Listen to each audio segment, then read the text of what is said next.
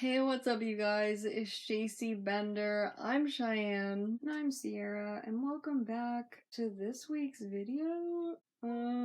So we've been gone for a while due to medical issues that are still ongoing, but we are back for this one video because we had to do a Zombies 4.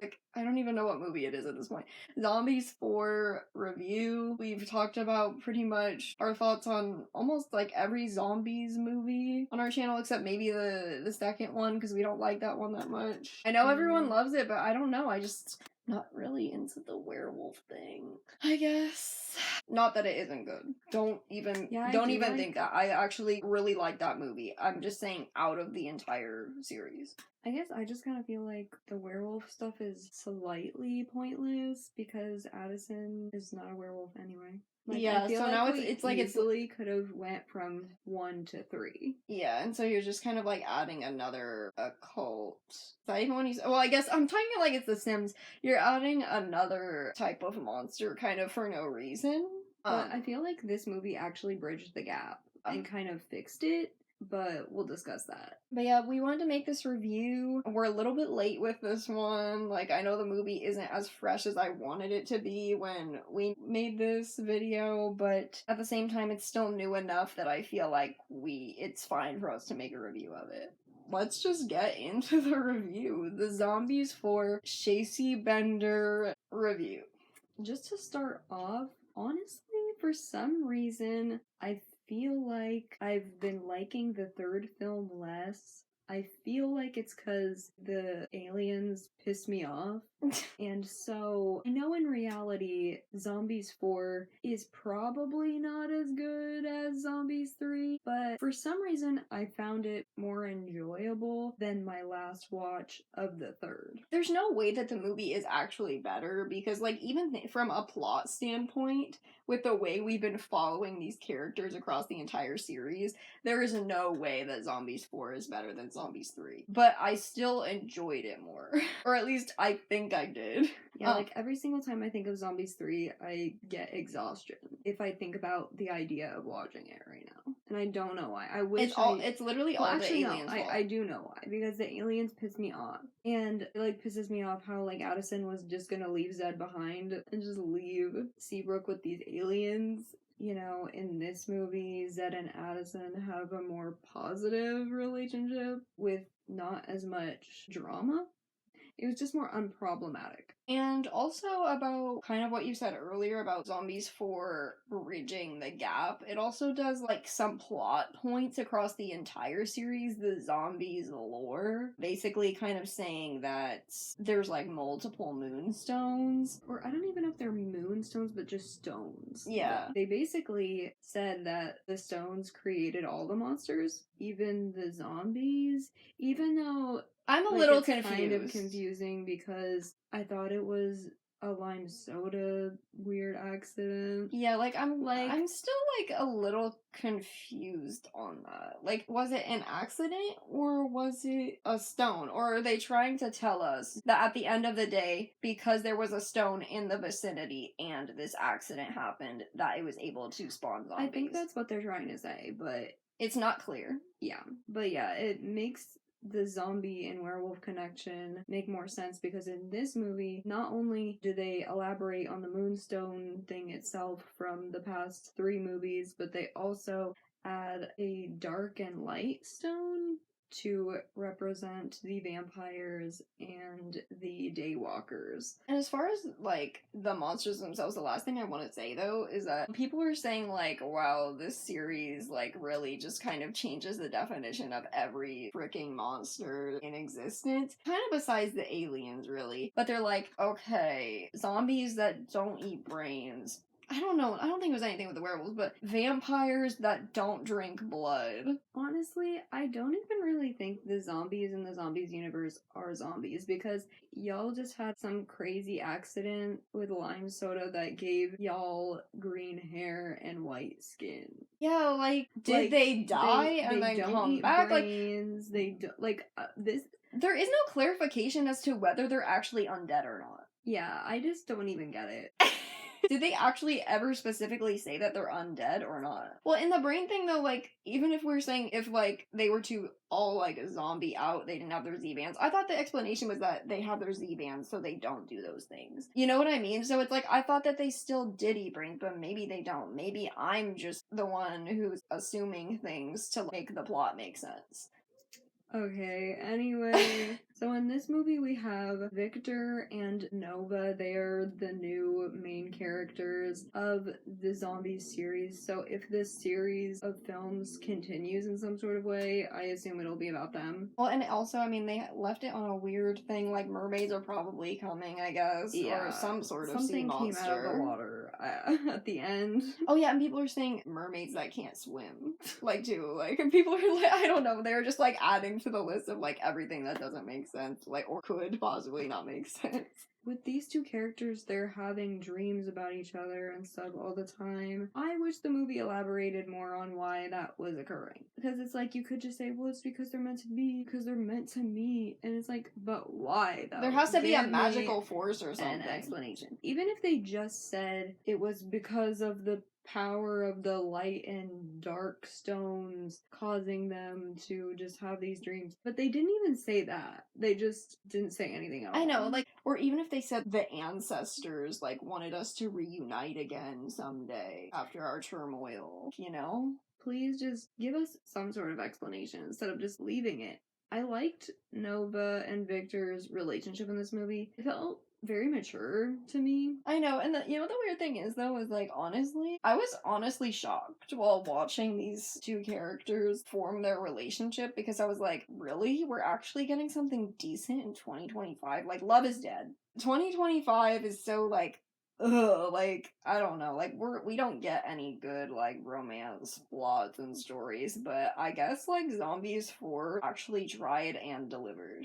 I also like how they didn't make them kiss in the movie. These characters are so young, like, and I know that To some people, like to the some whole people, thing they're with like that's crazy, like, well, because these actors are like what, like 18-year-olds or like around my age. It's like, oh, they're like practically adults, or they are adults. I actually, because hang on, well, I don't know how old the girl who plays Nova is, but I know the guy who plays Victor is like slightly younger than me. But what I was gonna say is like people might find it underwhelming, like again the build up all just to like a hug with that like scene, but it's like honestly it's fine. Okay, so Freya Sky, yeah, she's 15 years old. Yeah, we don't need to make these like teenagers be doing this. Malachi Barton is a bit older than her. He's 18, so like, yeah, he's legally an adult, but still, like, we don't need these characters kissing. I personally, I just don't think we need that. She's 15. I like their we don't even know if she's had her first kiss yet. We don't need to be like pushing that on like these young actors, like weird situations, like all just for good to be on camera. Feel very protective over them in that kind of sense because I'm older than these people, you know.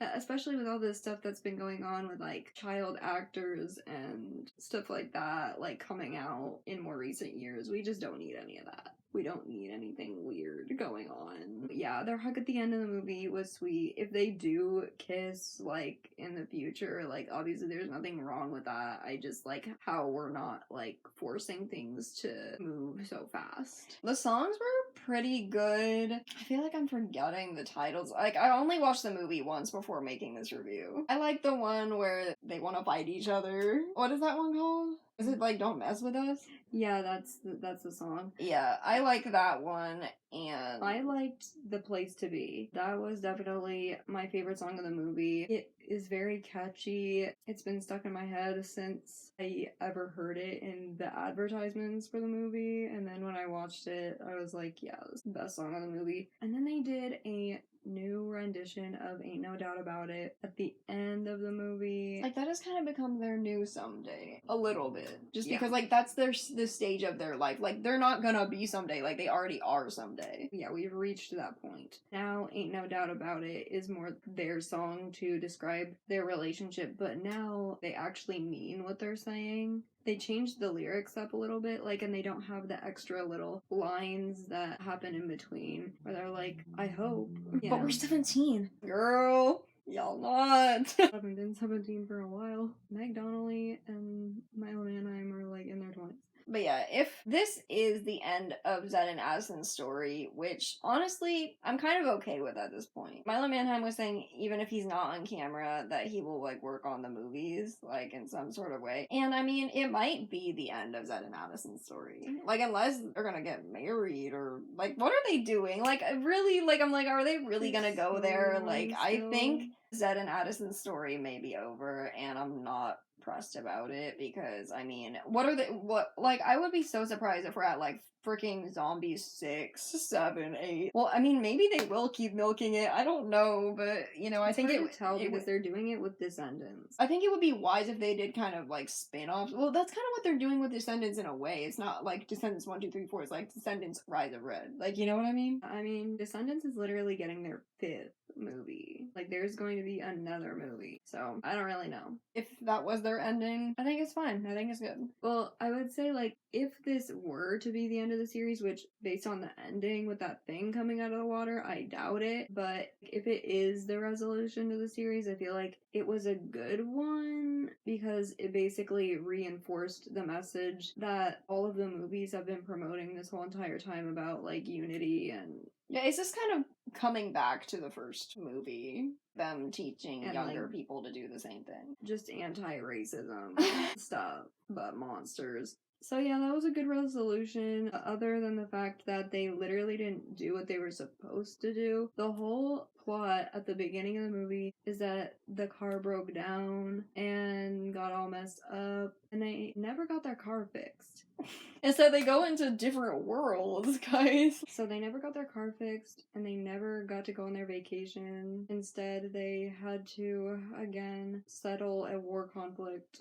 Like, what was the point? I didn't have low expectations for this movie. I mean, honestly, I know some people were complaining about the aesthetics that it didn't feel like zombies to them and stuff like that. Well, first of all, they're getting older. And second, they're not at Seabrook anymore. This isn't Seabrook. And I actually like the aesthetics because I kind of like mountainous stuff. And the camp was pretty. And I was just like honestly overall pleasantly surprised. I know Sierra was scared that it was going to be kind of a cringy like road trip movie. Yeah, like road trip / childish summer camp kind of movie. It really wasn't at all. Yeah, it wasn't like that at all. I misinterpreted the ads. I was just scared of it because there's just a lot of bad children's movies that our age group has had to suffer through. Alvin and the Chipmunks, The Road Trip. Yeah, we got Alvin and the Chipmunks, The Road Trip. We got that Fred summer camp movie from Nickelodeon. We had to suffer through the fact that Diary of a Wimpy Kid, The Long Haul, was released after we had peak Diary of a Wimpy Kid media in our upbringing. No hate to Charlie Wright in any way. Stop hating like, Charlie Wright. Like, let's not. Like, he was literally a 17-year-old. Sorry, this is like a side tangent. But I understand the not my Roderick sentiment because a lot of people feel like Devin Bostick cannot be replaced as Roderick, and I get it. But can we not bully a 17-year-old? Like, and also, I don't even think his acting was bad. Like, the movie was just, like, written so poorly. Can't believe Conrad and Jeremiah's dad was in that. And Jer from Clueless.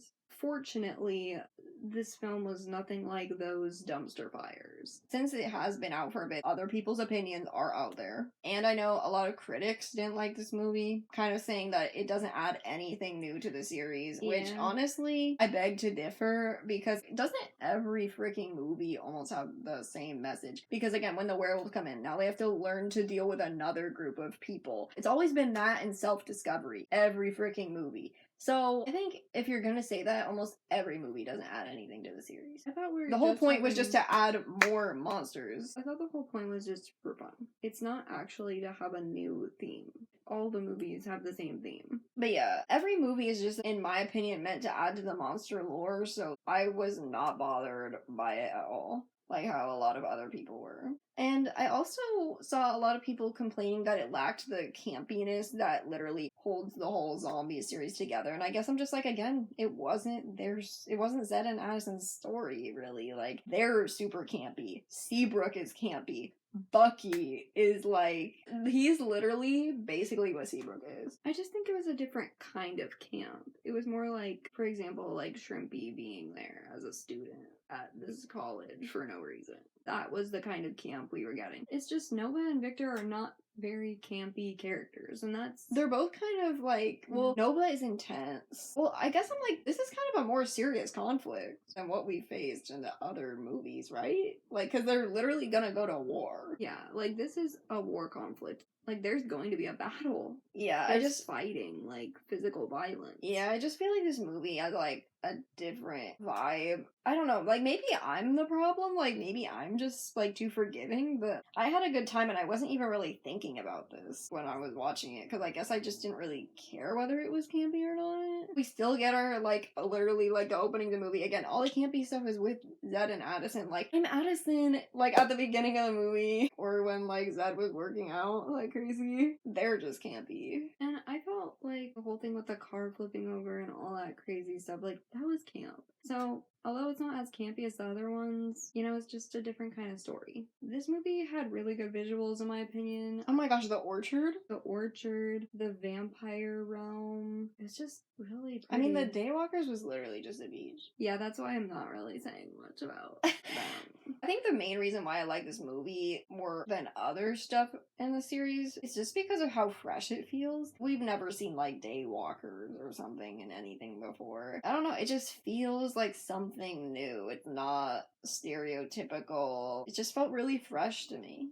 I think our final point is negative, unfortunately. Again, they just need more explanation about this lore. This is a problem with the whole series. This is not an issue with this movie alone. Just give us more explanation about the vampire and Daywalker conflict, please. Because it's like, if they were all together at one point, why are they, like, fighting now? Why do they see each other as such, like, others? Like, why did the othering... Like, is it just the fruit? Because I thought that was a new issue. I don't know. Maybe I'm just not getting it, or, like, maybe there actually is explanation that needs to be had. I mean, even the whole movie, I was so confused about the gate. We were both like, but don't they get food from there? Like, why would they not know that there's a gate there? Did it just randomly appear? Or did they just never use this orchard? But then what? I've come to the realization that, no, this is what I think. This is what I've pieced together. I think that the orchard is their last resort. Once the conflict began, they never went there ever again. The generations kept going on, so like people just never went there before. And I realized that when Nova's dad was like, there it is, there's the orchard,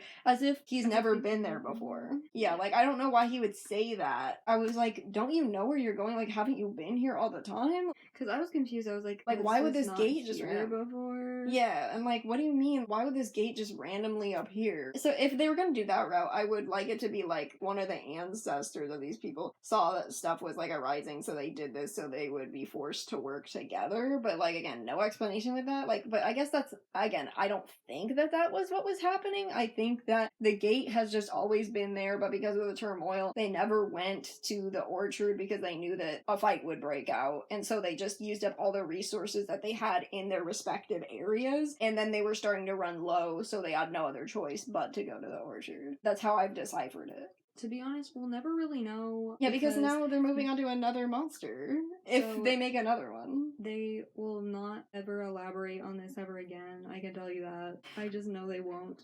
Because they haven't with anything else. Is it just us? Like, please comment down below if we are just confused for no reason and there's things that we didn't see or things that we missed. Is it just us, or is it actually a problem with the series? But yeah, overall, I liked the movie. I had fun with it. I thought it looked amazing, and I don't know, I just really enjoyed it. What are we rating it out of 10?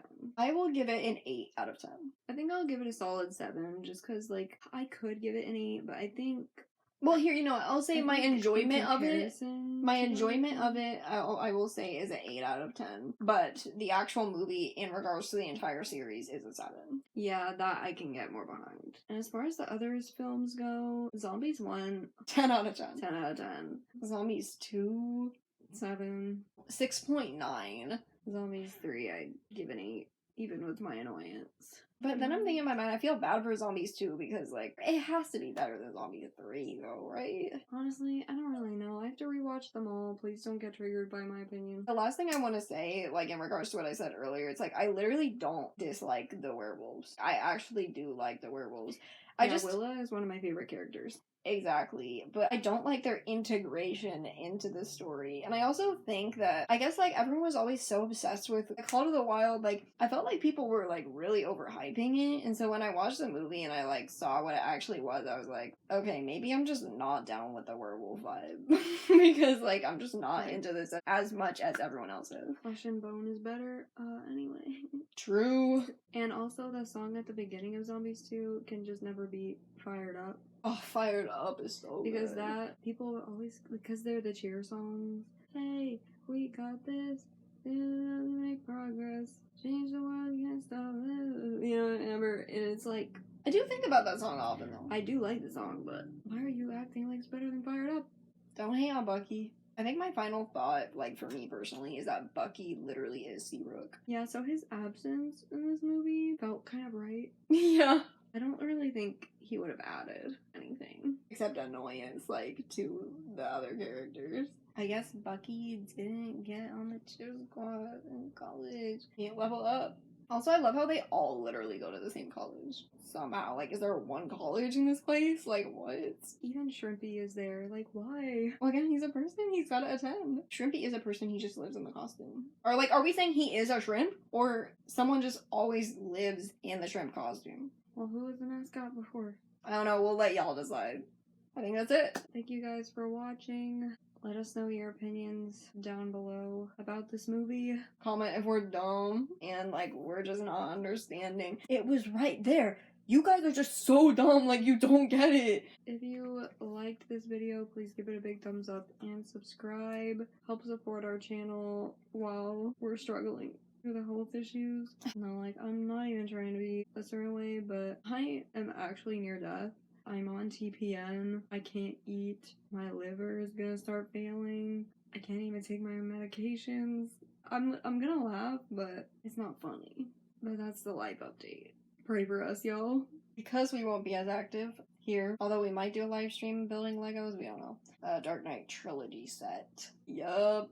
But a link to our gaming channel will be in the description. We've been live streaming on there. We've been most active on our Instagram, our personal ones. We'll just put that all in the description. And then our doll account, Shay and C Dollies. We do unboxings, stop motions, photography, restorations. Just like trying to bring messed up dolls back to their original form. So if that's something you'd be interested in, like, I guess go look. I guess if also you're like kind of obsessed with American Girl, I guess go look. Great, thank you so much for watching. Have an amazing day, and we'll see you guys next time. Bye. We're gonna be someday. I follow my dreams. You would think they were nightmares the way they scream. Make them believe someday I'm gonna be the next big thing. I never live my dreams, I always live them out. Give me one mic so I can scream it loud. That's one I can Make proud. I can't Wait for that someday. That someday it is coming. I wanna share my life with someone who loves me just for me. Hey!